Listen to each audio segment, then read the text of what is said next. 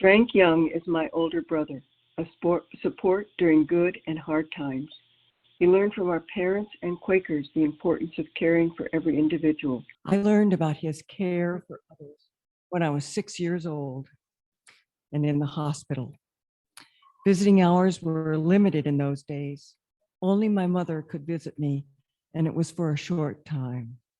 I was lonely and scared. Then one afternoon, Frank appeared outside the hospital window next to my bed in the room, holding his bicycle and waving at me. His hands waving were a lifeline for me.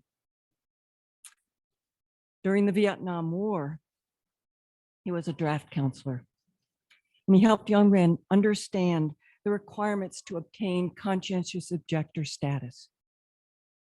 That work included examining the requirements to obtain conscientious objector status, but also examining what their draft board was doing about their request and any interactions between them and their draft boards.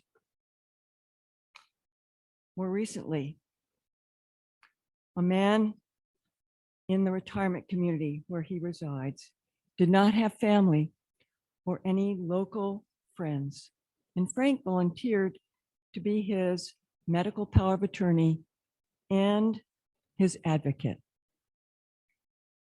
Over the years, over and over, Frank's concern for another has meant being asked to do something which was new to him, but resulted in a lifeline for the recipient. The insights learned while being there for another requires time and energy, which results in him receiving a gift. He only recognizes the gift or gifts when they are needed in his own life. He will share his message this morning out of worship, and after he speaks, we will return to worship.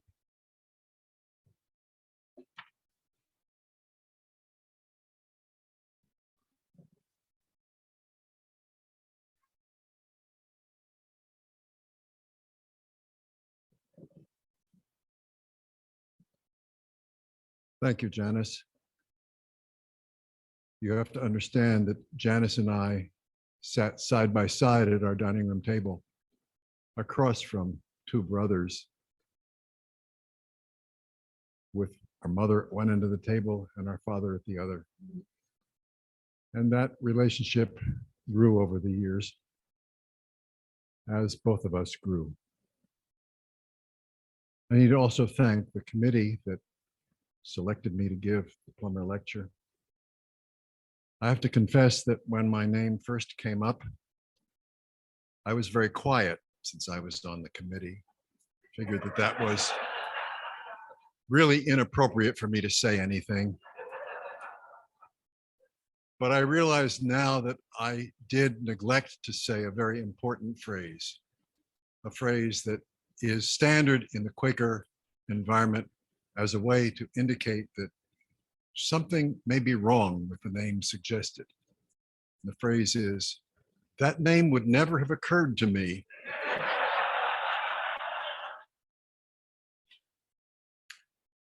In preparation for today, I diligently searched for an instruction manual for giving the Plummer lecture. Those of you who are technologically oriented will know that there are the dummies manuals and the Plummer's Manual for Idiots. Well, I couldn't find one. Still searching for guidance, I read previous Plummer lectures. I found multiple references to spiritual growth. Now, I confess, doctrine did not bring me to Quakerism. What brought me to Quakerism was testimonies and queries and social concerns. Discussions about beliefs have never appealed to me. To paraphrase James 2, verse 18, I try by my works to demonstrate my faith. Any discussions of my spiritual growth will need to avoid analysis of my beliefs and focus on my lifelong attempts to live a life based on my beliefs. I do, however, have some practice telling stories. My software engineering students called my course Storytime with Frank. Let me begin by telling some stories. The stories will be about experiences and decisions that have had significant and often unexpected effects on my growth as a human being and on improving my ability to live a life that is in accord with my beliefs. When I was young, there's no pun intended, our family attended the Methodist Church. I liked the organ music, the choirs, the minister, and most of all, the covered dish suppers. Sunday school and the weekly recitation of the Apostles' Creed, not so much. When the minister changed, our family decided to find another church. That changed my life. Princeton Friends Meeting.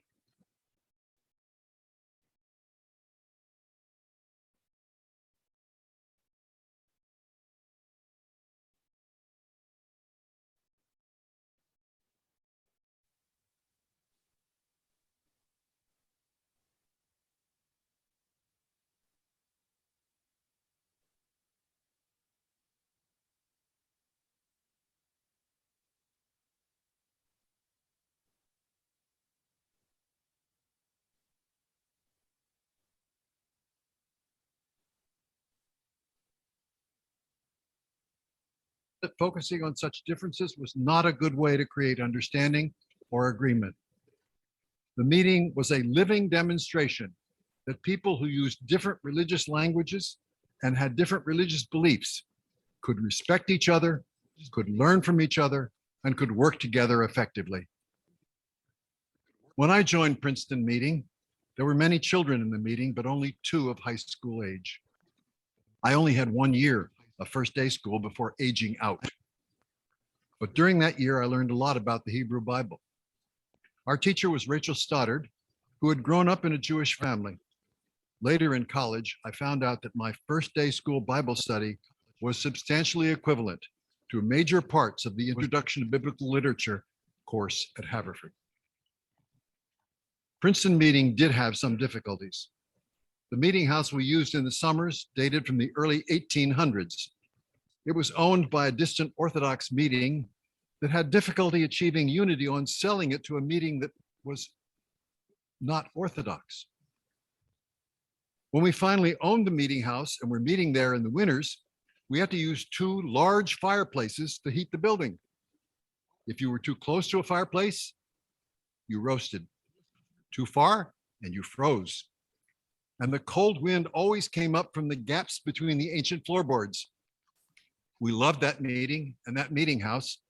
However, until a forced air heating system was installed, we were careful to dress appropriately for the unusual weather conditions found inside the meeting house.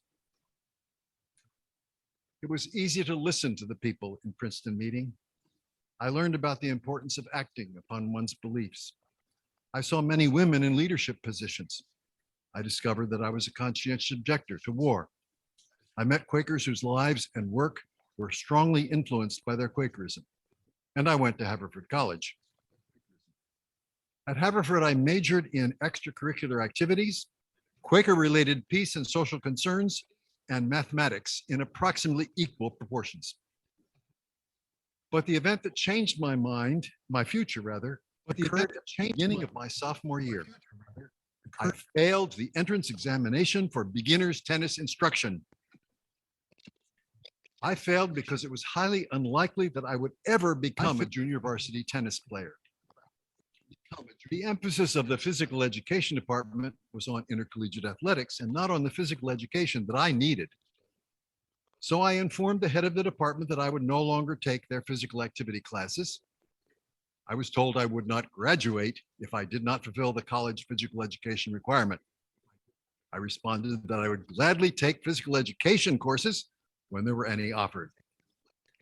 I was then called in by the administration to explain the situation. I was again threatened with denial of a Haverford degree. For the next 3 years, I took social service courses that could be used to satisfy a portion, only a small portion, of the physical education requirement. I would still end up not fulfilling the requirement. One of these courses involved participation in a weekend work camp sponsored by the Friends Social Order Committee and run by David Ritchie. I went on work camps often and learned much about the poverty and discrimination that were too frequently a part of urban Philadelphia. In October of my senior year, I again went on a work camp. At the Friday evening meal, I managed to sit between two young women who were both working at the American Friends Service Committee. I joined one of them on Saturday to help paint some rooms in one apartment. On Sunday, I managed to accompany her to police court, followed by a very long Baptist church service. By the end of the weekend, I had arranged to take Julie, yes, it was Julie, to a Philadelphia Orchestra concert a few weeks later. Things progressed rather rapidly. We were engaged in April. In August, we were married under the care of both Princeton and Shrewsbury meetings. Last August, we celebrated our 60th wedding anniversary. I should note here that I never did satisfy that physical education requirement. I did graduate from Haverford, but have never been informed about how that happened. I should also warn any young people present here that refusing to satisfy a college graduation requirement is not a guaranteed way to acquire a life partner.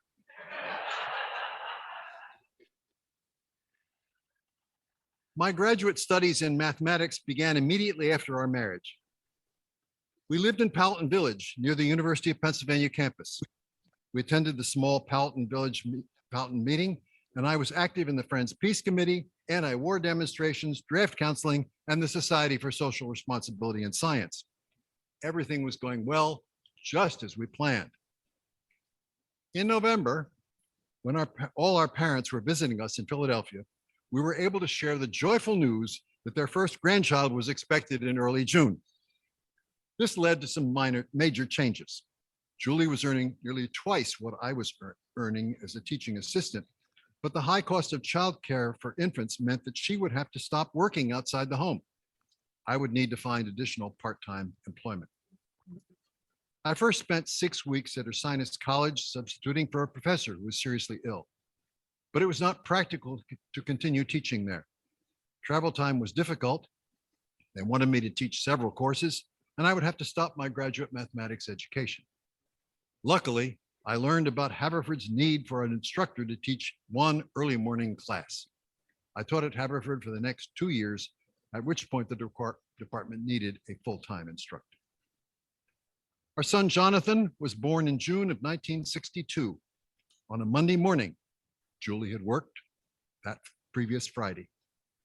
Couples that were part of Powelton meeting, several AFSC employees, friends, and relatives helped us out by providing hand-me-down baby clothes and diaper service. Jonathan slept in the bassinet that my sister Janice slept in as a baby, and when he outgrew that, in the crib that I and all of my siblings had slept in.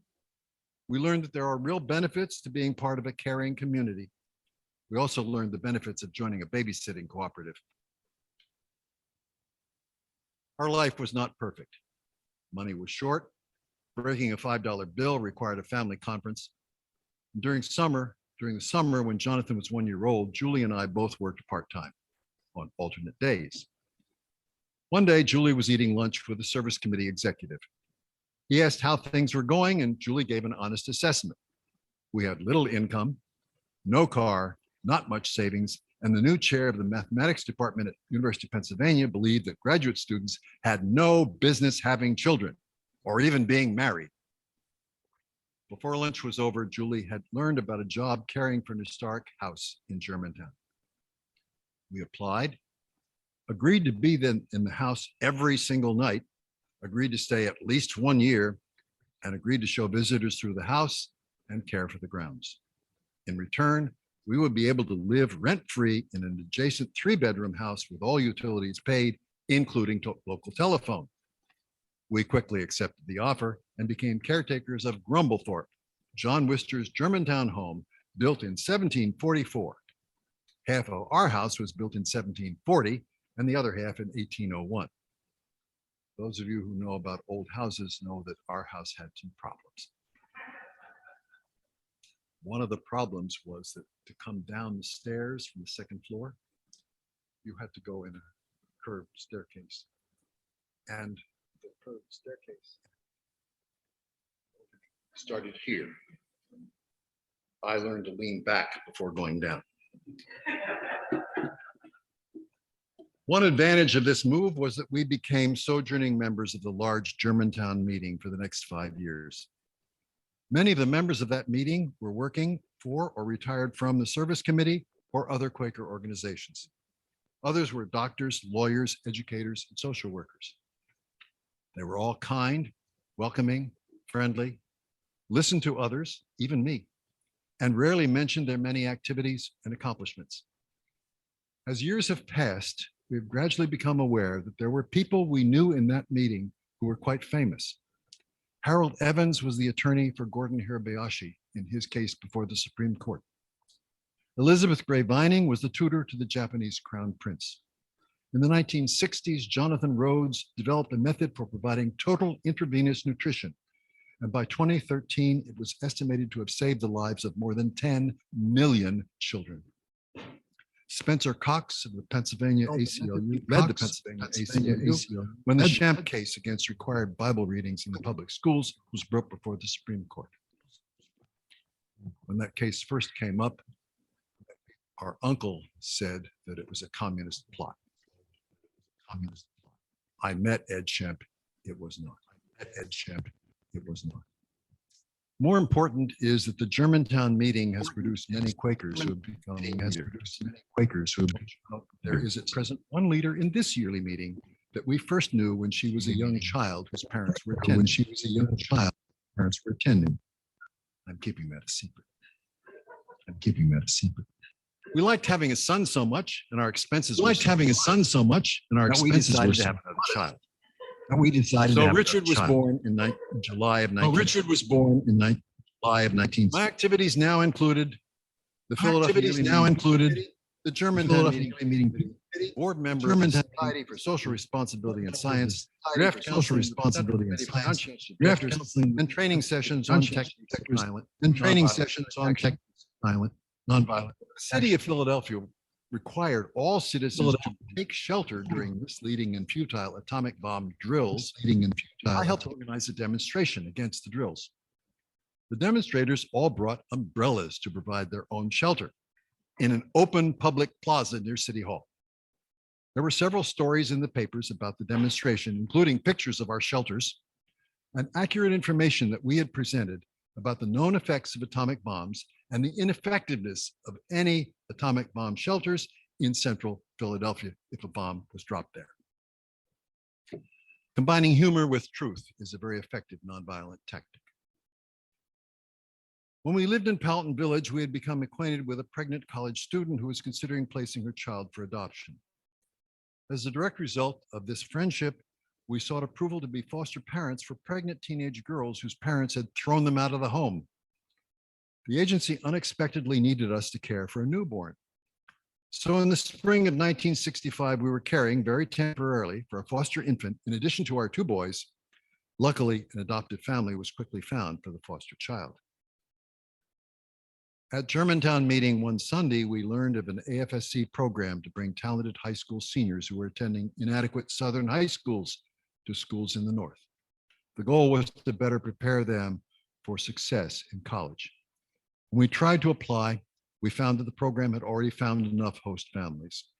We said we would apply the next year. Then in August, we received a call from the AFSC. It was not about one of the AFSC programs, but there was a small group of people in Washington, D.C. who had arranged for a talented high school sophomore to attend Friends Select School in central Philadelphia. A host family was needed. We immediately arranged to meet with her and discuss arrangements. We said that we would be glad to do this until a more suitable family could be found. We felt a family with a teenage daughter would be much more appropriate. So in the fall of 1965, when we were in our middle 20s, we became the parents of 16-year-old Barbara. Of course, the more suitable family was never found. This was not a disaster. It was a lot of work, But as we have often said, we received more benefits from this arrangement than Barbara did. We tutored her for a few months because her previous schooling had left serious gaps. We gave her an opportunity to ask us questions and discuss things with us. But she taught us many things that we did not know, but should have been aware of. She changed us for the better. Traditional Hawaiians would sometimes place a child with another family to be raised. Such a child was called a hanai child. Such children were full members of the new family. Barbara is our hanai daughter and the grandmother of 3 of our 4 great-grandchildren. I now joke that the AFSC provided me with both a wife and a daughter. We had not been very active in the civil rights movement. Grumblethorpe duties and our 2 young boys tended to limit our activities. But we found out about a summer program at Tougaloo College in Jackson, Mississippi, and if we could get substitute caretakers for Grumblethorpe, we could teach in the program. So the summer of 1966 was spent at Tougaloo getting admitted students ready for college-level work. You may recall that 1966 was only 2 years after the Mississippi Freedom Summer and the murders of James Earl Chaney, Andrew Goodman, and Michael Schwerner. Some thought we were crazy to go to Mississippi. Their fears were well-founded, but our students were deeply appreciative of our teaching and loved getting to know our boys. We were glad we had gone there. And when we came back, we talked with a couple from Germantown Meeting who had spent a significant amount of time in Russia the year before. And we compared stories. And our conclusion was that Mississippi and Russia were virtually identical in terms of the way they treated visitors. We had now duplicated ourselves and thought that adoption was a more responsible way to increase the size of our family. So we searched for an infant girl to adopt since we already had 2 boys. In April of 1967, I walked a block down from my office to the Women's Christian Alliance to begin the process of adopting an infant daughter. 5 months later, Susanna arrived at 5 days of age. The next 10 months were very busy, with 4 children in residence, one of whom was thinking about where to go to college. I was trying to finish up my dissertation and starting to search for teaching jobs. Julie was caring for a new baby and keeping everything all together. And in the midst of this activity, I had to tell our teenage daughter, Barbara, that Martin Luther King Jr. had been assassinated. By the summer of 1968, everything was finally coming together. My dissertation had been completed. A job offer from Knox College had been accepted. We had purchased a small house in Galesburg. My degree had been awarded. Barbara had returned to Washington for the summer, and thanks to a very generous scholarship, would attend Oberlin College in the fall. Jonathan had finished kindergarten, and Susanna's final adoption hearing had been held. One morning in August, a moving van arrived to take our possessions to our new home in Galesburg. The new caretakers moved into Grumblethorpe that afternoon. We soon joined the Galesburg worship group and helped it transform into the Peoria Galesburg meeting. That required attending Illinois Yearly Meeting in 1969. Some people there discovered that I was teaching mathematics at Knox. They assumed I could add and subtract and arranged for the nominating committee to include me in the group that prepared the annual budget. I remained the leader of that group for about 6 years, probably because I really could add and subtract. In 1970, we bought a larger house, one that would be big enough for an additional child. Early in 1971, Margaret arrived at 3 months of age and was adopted after appropriate interval passed. In 1972, the 6 of us, the 6 remaining at home, traveled to Oberlin College for Barbara's graduation and heard Pete Seeger give, or more accurately sing, the graduation address. In 1975, we had the opportunity to hold our first grandchild, Barbara's daughter, Hope. The rest of us spent the year in Nigeria, where Julie and I were teaching, and the 4 younger children attended local schools. In 1980 or 81, I forget which, the unexpected death of the presiding clerk of Illinois Yearly Meeting and an equally unexpected resignation of his successor catapulted me into becoming presiding clerk of Illinois Yearly Meeting. It was a matter of everybody was unaware of how bad I would be. The environment was not conducive to success, for me at least.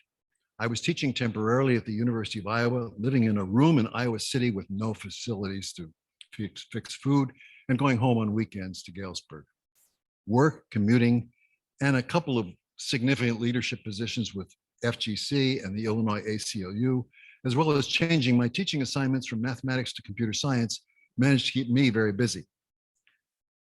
Julie remarks that we've been married less than 60 happy years. It has something to do with the number of years that I have been absent without leave. Because in 1983, I entered graduate school again to formally study computer science and software engineering, spending half of the year, fall semester and summer each year at the University of Illinois, while teaching full-time at Knox for 2 of their 3 terms. So I was away most of the time. After 4 years of this, I applied to be head of the Department of Computer Science at Rose-Hulman Institute of Technology. I was offered the job, I think because they didn't realize what they were getting, and accepted. We moved to Indiana in August of 1987. For the next 15 years, I continued in that position as the number of computer science majors and the number of faculty members in the department tripled. I was also doing volunteer work with FGC, the Indiana ACLU, and Illinois Yearly Meeting. Does that sound similar to something I've said before? Julie and I both decided to retire in 2002, and a year later, courtesy of a friend of mine who needed a person to teach, we spent a year teaching and volunteering in Hawaii. We returned to Hawaii each winter for 15 years, worshiping with the Big Island Friends meeting. We also spent 5 springs as friends in residence at Woodbrook Quaker Study Center near Birmingham. We were a Quaker presence during the day and performed reception and emergency service duties at night, sometimes in the early morning, like when the boiler wouldn't start. 10 years after my first retirement, I briefly served as interim executive director of the Indiana ACLU affiliate. Significant volunteer service involving education, computer science, and software engineering, both nationally and internationally, kept me busy and traveling after retirement. I've now retired more than 15 times after my original retirement in 2002. There are some additional retirements that will be added later. Clerk of the Illinois Yearly Meeting Development Committee, member with Julie of the AFSC Campaign Committee, Illinois Yearly Meeting representative to the AFSC Corporation, and Westminster Village Residents Association president. We have now lived in the Westminster Village community for more than 7 years. We're both very active in the Residents Association committees and governance. But let me tell you a story about poetry. A group of Westminster residents has several times given formal readings of their favorite poems to evening audiences. As a member of this group, don't ask why, I'm just a member of the group. I have read some of my favorite poems. Not surprisingly, the poems I select could be interpreted as being advertisements for Quakerism. Here are some examples. The first one that I think about whenever I come to McNabb, The Conclusion of the Meeting by John Greenleaf Whittier. And so I find it well to come for deeper rest to this still room. For here the habit of the soul feels less the outer world's control. The strength of mutual purpose pleads more earnestly our common needs. And from the silence multiplied by these still forms on either side, the world that time and sense have known falls off and leaves us God alone. In an effort to have more poets of color represented among the readings, the first line of Live Your Creed by Langston Hughes is, I'd rather see a sermon than to hear one any day. The poem ends with the following lines, and the lectures you deliver may be very fine and true, but I'd rather get my lesson by observing what you do. For I may misunderstand you and the fine advice you give, but there's no misunderstanding how you act and how you live. Finally, let me quote one of my favorite poems, authored by the Friends Committee on National Legislation. When I read this, I described that it was a reduction of the 14,000 word policy statement. and it was much more effective than that policy statement. And several people come up afterwards and said to me afterwards how much they liked it. The world we seek. We seek a world free of war and the threat of war. We seek a society with equity and justice for all. We seek a community where every person's potential may be fulfilled. We seek an earth restored.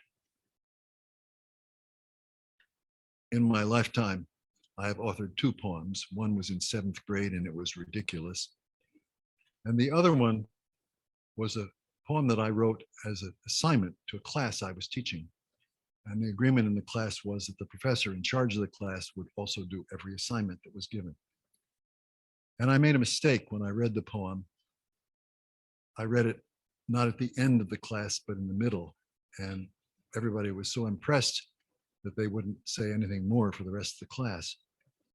I don't have a copy of it with me, but it was published in the Knox College 50-year club thing. It was about the Lombard bell, the bell that Carl Sandburg rang to call people to class when he was a student at Lombard College in Galesburg, Illinois. When one has reached my age, one often thinks about what has been constant in one's life. The first constant in my life is teaching. When I retired from Rose-Hulman, I made these comments about what teaching means to me. I have taught for 41 years, almost all of them full-time. I've tried to draw out the potential of every one of my students. I have not tried to make them copies of me. One of me is probably enough. I have tried to help my students discover themselves, their talents, their integrity, their essence. For me, this is a religious commitment. I believe that each human being has something that is of supreme worth, something that needs to be recognized, respected, and fostered. I would like to thank my students for giving me the opportunity to live my beliefs. On a wall in our home, there is a cross-stitching created by 2 former students. It reads, "A teacher affects eternity. One can never tell where a teacher's influence stops." I am thankful that I've had this opportunity to affect eternity. The second constant in my life, you've guessed it, is service and volunteering. Many nominating committees, administrators, and organizations have asked me to undertake tasks for which I had minimal or no qualifications. The pay was non-existent and the work was frequently difficult. Invariably, I said yes. This may be a sign of a serious speech impediment, the inability to utter the word no. In addition, when I seek needs, I have a habit of seeking new volunteer activities. The third constant in my life is Quaker testimonies and queries. The idealistic goals of the testimonies help us recognize that there will always be more to accomplish. The embarrassing questions in the queries make us aware of ways that we may be preventing or ignoring needed change. Quakerism to me means always working to create heaven here on earth. The testimonies set the goals. The queries help us see the needs and our shortcomings. Of course, there are also the advices, which in the 1800s were used to tell Quakers in elaborate detail exactly how they should behave in all situations. Don't marry out of meeting. The advices were much more specific than the goal-oriented testimonies. But we have a favorite one found in the Advices and Queries of Britain Yearly Meeting. It's number 17. It starts with extensive and very specific exhortations, queries, and advice about how to be respectful, courteous, and careful when working and talking with those who have different ideas, languages, and beliefs. You can imagine this took a long time. The last sentence, that's the beautiful part, is think it possible that you may be mistaken. That is a wonderful and very helpful piece of advice. If you want to do some research, you can find out that it was written in a letter by Oliver Cromwell to some people who were objecting to his military activities by their military activities. But I think the Quakers are using it the right way. The fourth constant in my life has been seeking out Quaker worship whenever possible. Julie and I, together with any accompanying children, have attended meetings in Nigeria, London, Bourneville, York, Orkney, Copenhagen, Auckland, Hawaii, and many places in the continental United States. Getting to know Quakers from different countries and different yearly meetings, together with the experience of different meeting places and environments, helps one appreciate what unites us despite our many differences. Quakers meet in homes, office buildings, meeting houses, both historic and modern, even spare rooms in churches or schools. One meeting meets in Hawaii on a beach, a meeting place that the members affectionately call their Quaker cathedral. The fifth constant in my life is change. We all change as we mature and gain experience. Social attitudes change over time. Life activities and work may need alteration because of technology developments or political events. We must adapt to these changes without losing track of important truths. Students must prepare to live and thrive in new and different worlds, worlds that do not yet exist. Everyone, no matter their age or education, must be able to do things they were not taught in school. Some examples in my life include counseling students, handling estates, arranging funerals, serving as a medical power of attorney, being a social worker, serving as a court-appointed special advocate for children, doing personnel administration as assistant to the vice president of finance, doing fundraising, giving sermons, and writing a Plummer lecture. It is time now to mention the title that I have so far kept secret or ignored, whatever. The title is simply the four things that I have found most meaningful in my life: listening, learning, loving, and laughing. Listening helps us understand each other. Listening requires that we respect each other. Listening means that one is aware of the environment, the situation of each other. Listening can change us for the better. Learning is the result of good listening. Learning helps us grow and understand. Learning allows us to prepare for an uncertain and frequently unexpected future. Loving must include closeness with the environment and with all life on earth. We must act with love towards our environment and our community. We must also love our family. In Hawaiian, the word for family is ohana. One's ohana includes more than just relatives. It includes the people, all the people who are important in your life. When I was growing up, there were people that we considered family who were not related to us. This was considered strange by many of our friends. I learned in Hawaii that the strange thing is to define family to include only relatives. We have been fortunate to have a large and varied ohana. When I was attending the University of Illinois and living in Urbana, weekdays, Frankie and Maylin Day and their daughter Dorothy became members of our ohana. When we love one another, there is joy and laughter in our relationships. Those in our ohana are joyful and we laugh together a lot. My life has also been filled with another kind of joy, the joy that results from trying to live in accord with one's beliefs. If we love one another and show that love by our actions, then the results bring us much joy. I will now stop telling stories, stop talking about Quakerism, and just simply say what has made my life wonderful. Lots of listening, lots of learning, lots of loving, and lots of laughing. For this, I am very grateful. I've experienced much joy as I've tried to witness to my beliefs. May each of you have the good fortune to have a life filled with joy as you listen carefully, learn constantly, love deeply, and laugh often, while always witnessing to your beliefs. Thank you.